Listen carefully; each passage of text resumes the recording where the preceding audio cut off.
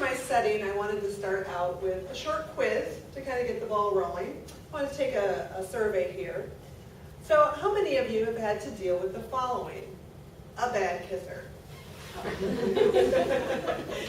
A difficult roommate. Okay.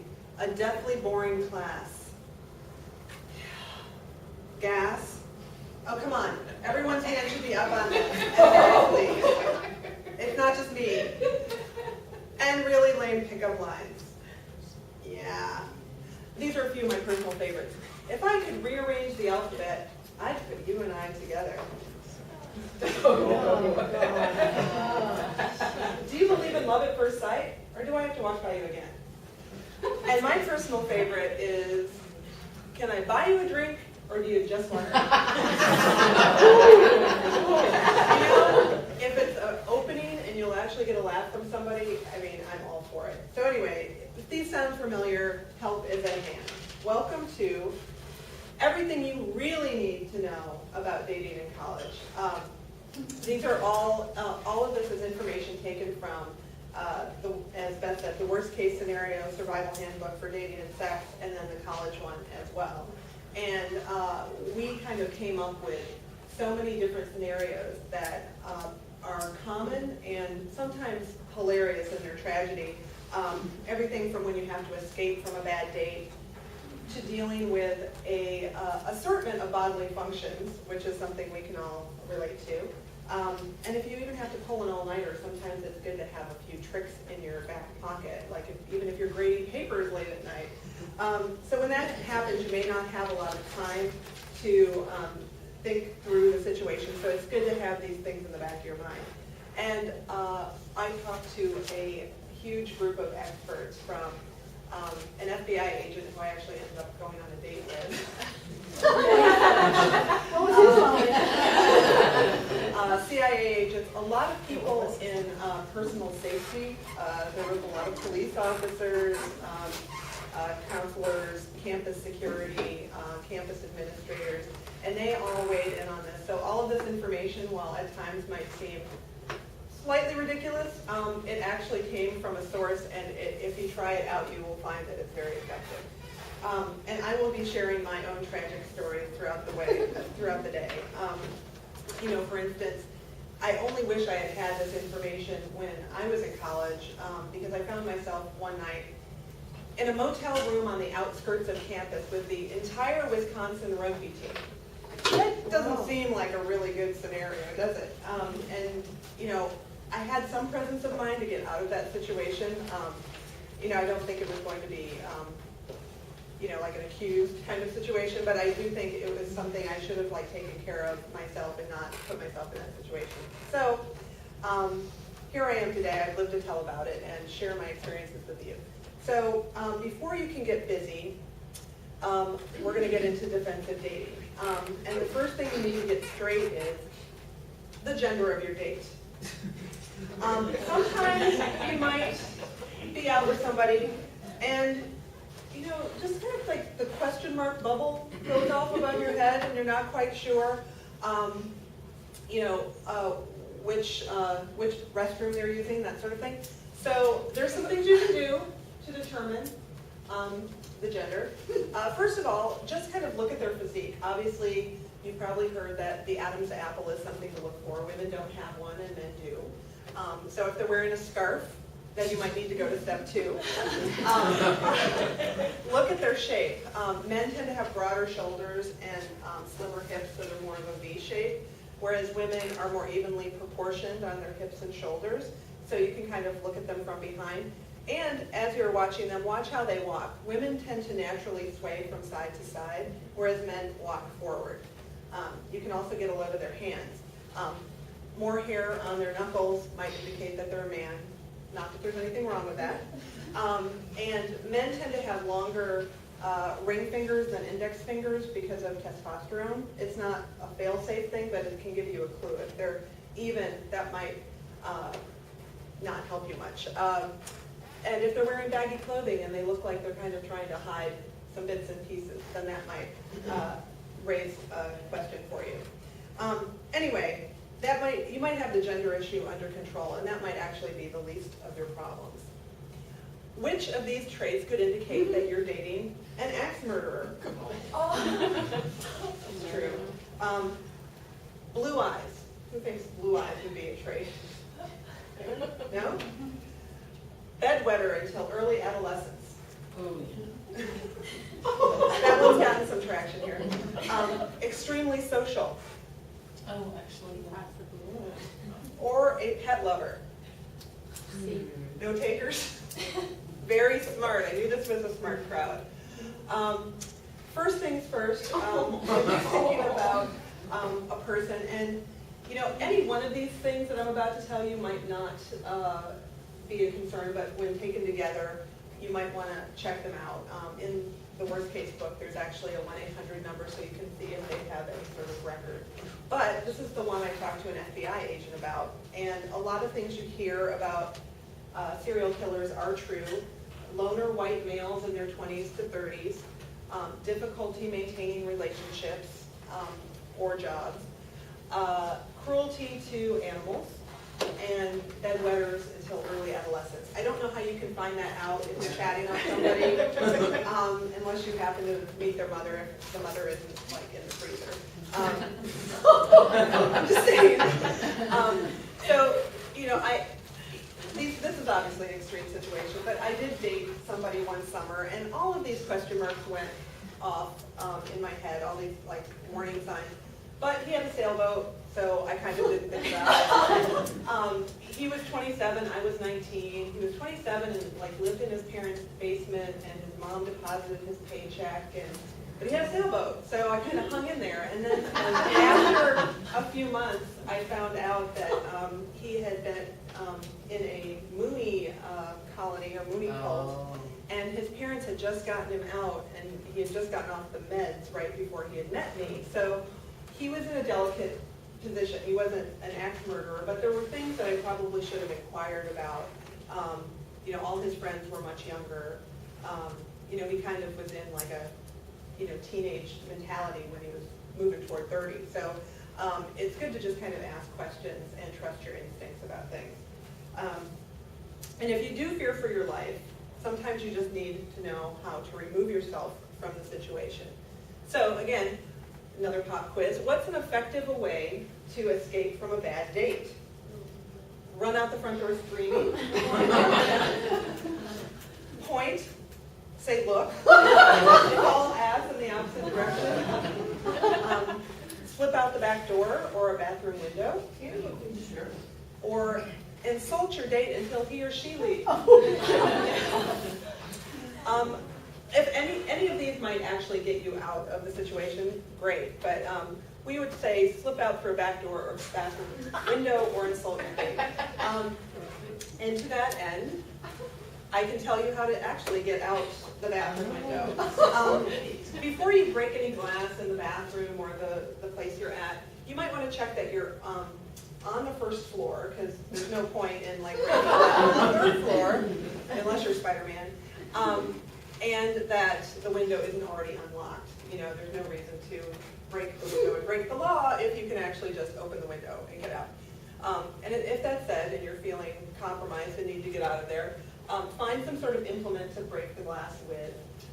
Protect your hands, and if you can put glasses on or sunglasses before you do it so you don't get any glass flying back at you, that's a good thing. Wrap your hands in some sort of t-shirt or sweatshirt you have.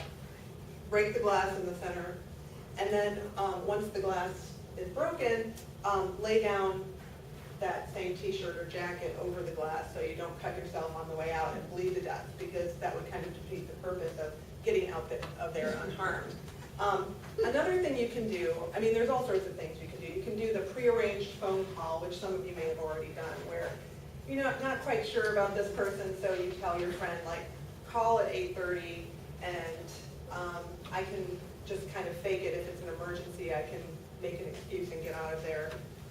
My friend just broke up with her boyfriend, I have to go, or my pet's sick, or my pet died, or whatever. And you could have an allergy attack. And this is the one I talked to the CIA agent about, and he suggested sending him on what he called a fool's errand. So if if you feign an allergy attack, you can send them to the 7-Eleven or someplace to go get you some Claritin or some medication, and then you can leave while they're gone. Again, this is not a nice thing to do. This is if you're actually feeling like you're in some sort of danger. You can also change your appearance. You can use things on your person. So for instance, we have this gal, she's like, excuses herself, her heart's racing, she's trying to get out of there, trying to act like nothing's wrong, right? So she goes into the restroom, and she uses what she's got on her person, and she comes out looking slightly different. And as the CIA agent said, you know, the eye is tricked into seeing exactly what went in should be coming out. So if you can change your appearance at all, make yourself look less interesting. I know for me that's hard. But you know, if you have glasses, take them off. If your hair is down, put it up. If you have a baseball cap in your bag, put it on. Shapeless clothing is good. You can also borrow things from the place that you're at. You could maybe borrow a apron and a tray and pretend to be a waiter and move outside the door. Potted plant, you can pick up that potted plant and use that as a camouflage to get out of there. Flour can be used to gray your hair. There's all sorts of things if you can think outside the box and get creative. And again, your goal is to just get out of the situation. You can apologize later, you can make up an excuse later.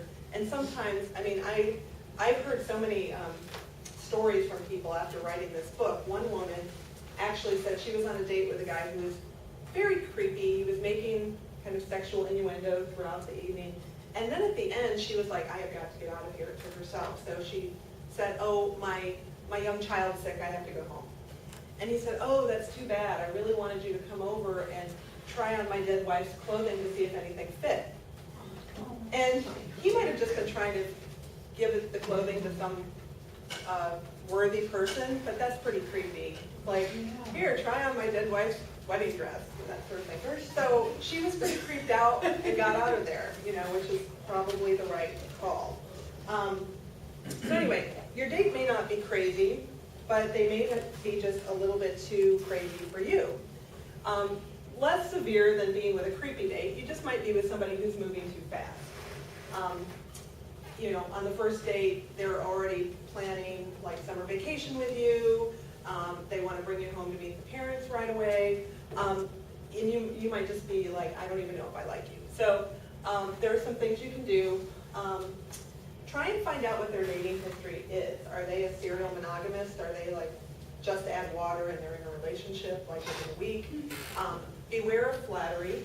Just because someone is into you doesn't mean that you should jump over your feelings and put those aside and just get into the relationship. Like really take time and assess how you feel about them. Delay plans about talking about the future. And you can create some physical barriers too. For instance, if they're coming in for a kiss, you can talk about the cold sore that's coming on your leg. If they want to grab your hand, you know, suddenly sneeze into the hand. If you're out at a restaurant or a concert and they keep trying to grab your hand, have the drink in the hand they're always trying to grab. Or put a book in your back pocket if they somehow always like having their hand there. So there are things you can do to kind of subtly keep your personal space about you. But before you can fend them off, you actually have to meet them. Or do you? These days with social media, there's a few things that you should keep in mind as well. Safety should always come first. It is far too easy these days to be posting things on Foursquare and checking in on Facebook. You know, try and limit information about your whereabouts. I always think it's a good rule of thumb to let people know where you've been, not where you currently are. So if you want to check in on Foursquare, check in as you're leaving so people know where you've been, not where they can track you down and harangue you or harass you. Set up a separate email account if you can. Conceal, it's really hard these days, I realize. Conceal your real name and current location if you're internet dating. On Facebook, that's not really very realistic, but on other social networks, try and kind of limit information about yourself. Meet within a couple of weeks. If you are doing any sort of online dating, it's far too easy to go back and forth and really fall in love with this person over email and texting, and you never actually get to meet, or you get to meet, and in the case of one guy I was really excited about, they turn out to be the Keebler elf. That's not really like the payoff that you want. So meet as quickly as possible, and try and set up that meeting in a well-lit, populated place. Someplace on campus is good. Don't go for a walk in the forest. That's off without a cell phone reception area. And if it's coffee or a drink versus dinner or a movie, it's only like 1 hour of your life. And if it goes well, you're left wanting more. And if it goes poorly, it was 1 hour, which is not nearly even as long as like a Kardashian marathon or something. So, you can probably give up an hour for that. And trust your gut. Again, if something doesn't feel right, you may not have to flee the scene, but it may be that it's not a good fit, or you just kind of say, that was an hour and it was nice to meet you, and leave it at that. So, speaking of social media, when interpreting a profile, there are some things that you can do to read between the lines. What they say is not always what they mean, and there's always information to be had there. So if they say, you sound sexy, that might just mean you sound easy. I have a dog might translate into, my car smells like ass. My friends say I'm funny. This is something a lot of people do. It usually means they have an extensive Simpsons collection, but it also might mean I worship at the altar of Zach Galifianakis. And I read mostly nonfiction, might just simply mean I read the Thunder Word once in a while. So, try and use the information they give you as a launching pad to have a longer discussion or to ask more questions to find out more about them. And so you might actually get through all this and you like somebody, the anticipation builds, and then you meet, and it actually goes well. They're not the Keebler elf. And you're having a great date, and all you can think about is the end of the date, the anticipation's building again, and they're a bad kisser. And I don't know, I think we got a lot of hands about who's had to deal with a bad kisser at some point in their life. Pretty common, and I think the biggest reason for that is that there's not a lot of communication, and what one person likes is not what the next person they date likes. So communication is key here. Show them what you like. And to do that, you can give some positive reinforcement. You can do things like say, you don't have to say, yes, I like that, or be that verbal, but you can give them some throaty cues like or yeah, you can kind of you can let them know when you're doing things right. You can also use your hands to show them what you like, which is great because if they're really aggressive, you can use their hands to kind of keep them back, and you can move them around the way you want. And this has the added benefit of your thumbs are in place to wick away any moisture that should happen if you have a date like I did called the animatronic tongue. Great guy, he was very enthusiastic, he was very eager, and he was like a Saint Bernard. So it was like, you're doing this, that's like a little passive aggressive, like wick away the moisture and like kind of, again, keep their head, a little farther away from you. So guide or tilt their head the way you like it. Another date I was on was with a guy I'd like to call the Lizard King, because, he did that great thing where he like held my face, but then the hand like snaked around the back of my head until I was in like a virtual headlock, and then he proceeded to like unfurl his reptilian tongue until it blocked my airway, and choking is never like effective. So you can kind of prevent that by getting your hands involved, and your hands can stroke their face, and you can actually make it a really nice thing too. So show them what you like, and come up for air and take frequent breaks. Even if you like very aggressive kissing, at some point you're actually going to need to, take a breath, maybe swallow, reset, refresh, and go back in for more. So that would be my suggestions. And Don't let what happened to me happen to you, you know, especially the headlock situation. That was a little bad. So let's move on from defensive dating to other offensive topics. Social survival skills. We'll get that bad taste out of our mouths pretty quickly. So we've covered a few things so far. At the top of the social survival skill list, though, is something that strikes so much terror into the heart of every person who finds themselves on a first date or even in a small classroom. We're loath to talk about it, but we have to get it out some way. I'm talking about gas. It's true. Which herb helps alleviate gas? Rosemary? Anyone? No. Good for cooking. Basil? No? Lavender? Very soothing. Or peppermint?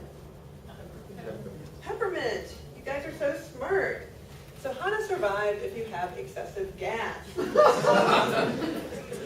Before we get to this situation, peppermint tea is a great thing for your digestive tract. So any kind of peppermint really will help, as will ginger. Avoid certain foods, you know, like beans, and then there's some gas-producing vegetables like broccoli. Pickled and fermented things cause gas, and I'm sorry to say gum and carbonated beverages contribute to gas. So limiting your intake of that is going to help. Eat a small meal and limit your lactose intake. If all of that fails and you're burping and you know it's going to be a mess, and this woman is not going to want to be around you, or this guy is going to flee the scene, what you want to do is find a private area. So if you're at a restaurant, hopefully the bathroom has a lock on it, because you do not want to be happened upon in this position. And again, this is real information. It came from a doctor. You want to assume a kind of modified downward dog position. Put some paper towel down on the floor and get on your hands and knees. And basically what you're doing is you're stretching out your digestive tract so that it's almost like a luge track for your gas. And let it rip. Get it all out. If there's some air freshener, you might want to use that, but you know, air it out, leave it behind, and return to your date. And hopefully the gas won't continue to form, so you have to do this several times. But you know, find a locked or private area, let it out, and then get back to business. So while we're on the subject of unsavory smells, what pantry item can be used to alleviate body odor? Olive oil? Good for your skin. Pepper? Tea bag? Or whipped cream? Tea bag. Tea bag. But what kind of tea bag? I don't know. It is a tea bag, and not just any tea bag, a chamomile tea bag. So what you would need to do is find, if you're at a restaurant, it's probably not cool to order a couple of cups of chamomile tea if you've been drinking beer all night. So you might want to get some like tea bags on the down low from the bartender. Steep them for a couple of minutes, and then apply them under your arms. And it neutralizes your body odor. You can also use fresh rosemary under your arms. Soap is always a good idea. If you're at a restroom that actually has liquid soap, that's a good idea. You know, wash your armpits and pat them dry. And a clean shirt and a shower would be nice once in a while. I'm just saying. Is your BO masked by boozy breath? What's the best way to sober up someone? I bet some people have some ideas here. A brisk walk. Black coffee. Cold shower. Or force him to watch Keeping Up with the Kardashians. Is that going to sober someone up? What's that? B. Black coffee. That's Cold shower. Cold shower. And brisk walk. How to deal with a drunk date is something that's really common to a lot of college students at some point in their career. You actually want to keep them walking and talking and get them fresh air. Encourage them to vomit, hopefully not on you. If they can get it out of their system, that's helpful. Avoid caffeine and avoid the cold shower and avoid confrontation, because otherwise you're going to have a wired, wet, angry drunk on your hands and not just the sad sack who's just trying to get sober. Actually, so caffeine is not good, but juices and water and liquids in general are a good idea. And if they're actually like passed out in a ditch and you like them enough to get them out of there, you actually might have to do what's called the fireman's carry, which is kind of a four-part thing. You want to like, and I've actually seen like slight women pick up big guys and haul them over their shoulder. It's all about the knees. Bend at the knees. You don't want to be lifting with your back. Bend at the knees. You know, get your arm under their knees and behind their back, and in one motion, if you pause, all is lost. In one motion, really hoist them up and over your shoulder like a sack of potatoes, and get them to a safer location. Try and get them on their side. Don't let them sleep on their back. We've all heard about those rock stars where things ended badly. And I like to put on their side, did you say? Yeah, on their side. And I like to put some sort of pot or bowl next to them as a good hostess. It's nice to provide a puke pot for your drunk guests. So anyway, I'm just that way. Maybe put a little rosemary or peppermint in there too. That might help alleviate the smell. So anyway, I think we've covered a good sampling of situations for when you're out and about. But what if the actual worst case situation is happening in your own home? So that brings us to kind of apartment survival skills. You're out there on your own for the first time and you might actually have to have a roommate. What do you do though when that roommate doesn't quite turn out to be who you thought they were? You can try, you know, what if they happen to be a psychotic roommate or a potential axe murderer? You know, that loner white male that seemed like he would keep to himself and keep everything tidy seemed like a good idea at the time. But now they're starting to exhibit some weird behavior. So you can try bribery, you can pray, or you can do some other kinds of things. If your roommate is 9 kinds of psychotic, what should you do? Anger her? Befriend her? Leave knives lying about? Sleep the peaceful sleep of the naive? This one's pretty easy. You would want to befriend her. So the wackadoo roommate, there are several things you can do to protect yourself. Keep your phone programmed so it's easy to call 911 or campus security. I mean, if you're actually concerned for their safety or yours. You can develop a different sleep schedule. You don't want to wake up and have them sitting there looking at you in like a single white female scenario. Be a friend to them. Obviously, you don't want to anger them and have you become their #1 person on their short list of enemies. Monitor your belongings. If you find that the stuffed animal you've had since you were a baby is now hanging from the ceiling or missing its head, you might want to be a little concerned. That person might be hiding things amongst your belongings, so kind of keep track about, you know, if your stuff is all intact. And like keep an eye on their stuff as well. Study her personal items. If she's keeping a knife under her pillow every night, that might be of concern. If she's bringing in weird things, you know, leaving raw meat on the counter for days or something and not bothered by it, that might be a concern. Listen for maniacal laughter, like weird, out of nowhere laughter could be a problem. And if all else fails and you're still feeling like this is not a good situation, it's not helpful for you, you might just end up having to move out. You can also talk to campus housing and see if there's any solutions about switching roommates too. And if you do have a roommate, it might present problems when you want to get busy. So how do you actually make out in the community college library? There are some things you can do. You can, first of all, you want to case the joint. And this would go for any place you want to like make out that's a public place. Case the joint And make sure that you're not near any well-trafficked areas. Stay away from the computer area, the new arrivals, the periodical and magazine area. Try and go to the area where they keep the maps and atlases, because they often have really large books. And with really large books, there's really large tables. And you can kind of create a little fortress underneath your table for yourself. Very cozy.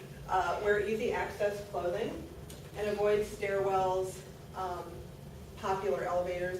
Try, if there's a freight elevator, that's probably a good area to go to. And look for the lesser exciting areas of the library.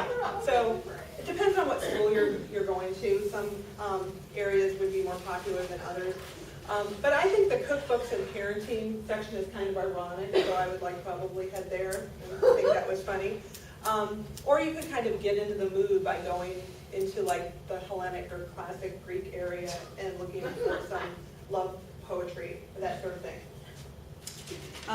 Okay, so of course you'll actually have to apply yourself in and outside of the library. So we'll move on to some academic survival. Yes, there's helpful stuff through this whole talk. So you don't have time to worry about dating. You have a paper due the next week, and you're stressed out, and you're overtaxed, and actually you're just probably bone tired. So you might actually have to sleep in the library. So some of those same things I just told you about making out in the library still apply. Like the big table can be used where the atlases are kept, and you can kind of create a fortress of books around you and create a little sleep chamber. And if you do that, you can drape your coat over the desk or the table. You want to have an alarm clock or set your phone to go off at a certain time. Have some snacks and water. It can be very disorienting under there. You want to keep track of your schedule. And you can also sleep on top of the carrel. But look for areas that are not trafficked. Leave any expensive belongings or valuables at home. You might not think you're going to be taking a REM cycle nap, but if you do, you might wake up and your laptop is gone. So, make sure that you're just going there to study a book or something, or you could take a nap at home. But sometimes you need to stay there because you're just powering through a crash session of studying. But sometimes you actually have to stay awake. So what herb, we're back to herbs. This is a very helpful thing because you can just keep this stuff in your kitchen. What herb helps you stay awake through an all-nighter? Rosemary, basil, lavender, or peppermint? We're back to these guys again. Which ones do you think will help you stay awake? No. Lavender. Lavender would do just the opposite. Yeah, lavender, if you want to go to sleep, put that in your bathtub. Peppermint, again, it's a very useful and versatile thing to have. Peppermint actually will help keep you alert.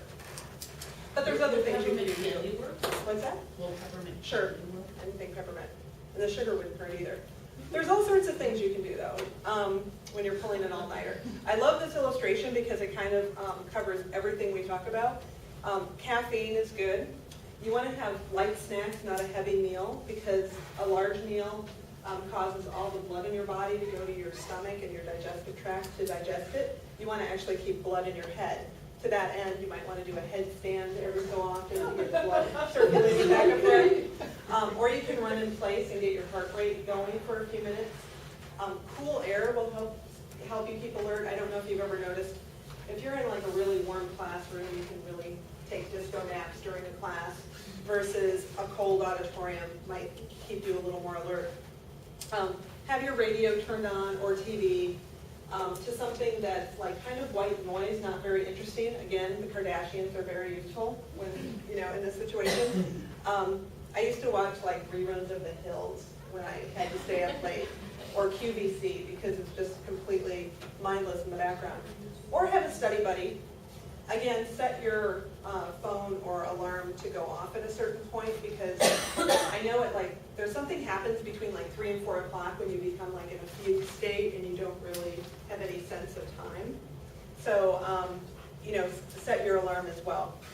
have bright overhead light, have a open window with some fresh air coming in. Just make sure it's not too cold, because if you have a wet head and even inside in cold weather, you can get hypothermia if it's 50 degrees or lower. So you don't want to actually get sick by staying up late studying for a class. So after you've gotten through your final and classes are complete today, you might have to sit through something else, and you find yourself in a boring class. So how to survive a boring class? Again, peppermint would probably be helpful, as is wearing as little as possible, because that will allow you to be a little chillier in class. And maybe the attention you'll be getting from everybody will actually keep you awake too. Try taking notes in your non-dominant hand, or taking notes in a foreign language if you're taking a foreign language. That can help, use another skill set. Have more interesting reading material hidden. So if you have an e-reader or some sort of book, you could have that in there. And keep a superlative list. This is one thing I used to do all the time, which was best looking, number of times the professor says that same thing over and over. I had a professor say, "I submit to you." And he would say that probably 25 times in the course of an hour. And so we just started keeping tick marks about that. So that's something that can keep you more engaged. And if all else fails and you start to doze off, there is a proper position that you should assume, which I like to kind of call the tripod position, because it's like a 3-part position. This guy's actually showing it well, but he's in the front row, which is a bad idea. And basically, you just put your elbow on the table, and it props up your head. So you can kind of look like you are upright and awake, even if you're not. Baseball cap's not a bad idea. This guy, not good form. He's completely slumped over. You don't want to be sitting behind the brown noser either, because if he keeps answering the question, attention's going to be going to you, who's sitting behind him. So find somebody who doesn't really talk much. Don't lay down in the back of the classroom. That's just disrespectful and probably unsanitary. So hopefully you've gotten a few dating tips, some survival strategies, and some good tips for both school and socializing. And I wanted to leave you with a few final tips, which would be trust your gut. And this would be in all, like if you're taking a multiple choice test, they always say go with that first gut instinct, because when you start second guessing yourself, you usually mess it up. So the same thing goes with other people too. Be safe, carry a cell phone, tell a friend of your whereabouts, stay in populated, well-lit areas, and try not to give out personal information if you can. Cold air and peppermint helps you stay alert, which is not hard here in Seattle to get plenty of that. Communication is key. Tell people what you like and don't like. And all experience is valuable, except maybe that night at the Best Western with the Wisconsin rugby team. Anyway, so I want to leave you with a quiz of my own. Which excuse or excuses have I actually used? It's not you, it's me. We don't know each other well enough. Oh, we know each other way too well. I'm too drunk. I'm not drunk enough. I warned you about me. And I'm moving cross country. I threw in a couple extra in there too. There's so many to choose from because I have used them all. So be careful out there, and remember, a cheesy pickup line is better than no pickup line at all. So you can find me online at Twitter, Jennifer Worick, and the collected works of Jennifer Worick. So thank you guys for coming on this beautiful day, and I hope you have a great weekend. Thanks.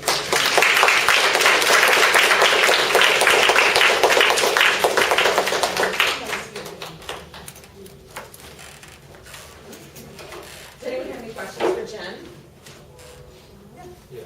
How you know, say like your dates is lying to you or not? I know if they're lying to you. Yeah, that was one of the, there was a slide in the, that I had taken out that was, there's a lot of body language and facial cues you can use to assess if people are being truthful or not. And I think one of the things is that they look off to a certain direction, or they don't make eye contact. If they're shifting their weight a lot, they look fidgety. those are all signs that they're nervous or hiding something.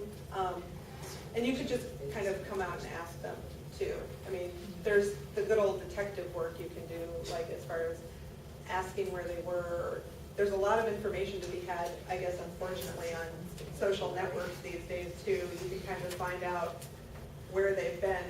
You know, like even when I travel, there's some people I don't tell I'm coming to town because then I have to see everybody. And so I go MIA on Facebook for several days, which I think people then know something's up. It's like, is she in New York right now and she's not telling me? So look for the information they don't post sometimes is kind of interesting too. Like if they haven't posted anything for 3 or 4 days when they're usually posting every couple hours, then you might think that they're up to something, you know.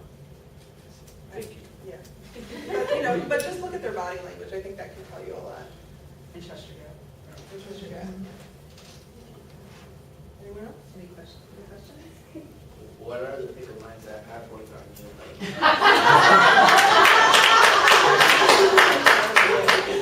You know what? I think if Anybody at Geo. I think if anybody actually like approaches me, I'll definitely give them the benefit of the doubt unless it's like some kind of gross pickup line, you know?